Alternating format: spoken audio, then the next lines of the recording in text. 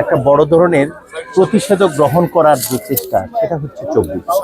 ফলে 71 এবং 24-এর মধ্যে কোনো দ্বন্দ্ব নেই, এটা একটা আরেকটার পরিপূরক। আমরা যখন 71-24-এর মধ্যে বিভাজন তৈরি করতে চাই, আমরা লক্ষ্যে পৌঁছানোর ক্ষেত্রে এক ধরনের বিভ্রান্তি তৈরি করি।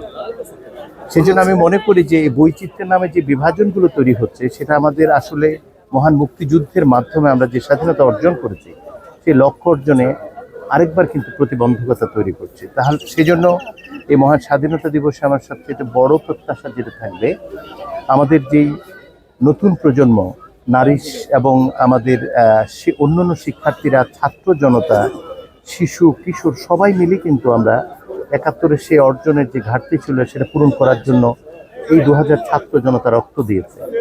ফলে আমাদের যারা অভিভাবক আছে এবং যারা বিভিন্নভাবে রাজনৈতিকভাবে কিংবা সাধারণ মানুষ হিসাবে ভূমিকা রাখার চেষ্টা করছে, সেখানে যেন বিভাজন না হয়।